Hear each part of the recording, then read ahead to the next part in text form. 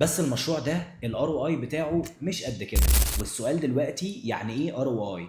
الار او اي يا صديقي لو رجعنا للمثل بتاع البذره والشجره والتفاح، فهنا الار او اي هو التفاح. ان انا النهارده عندي الاصل ده هو الشجره اللي انا زرعتها.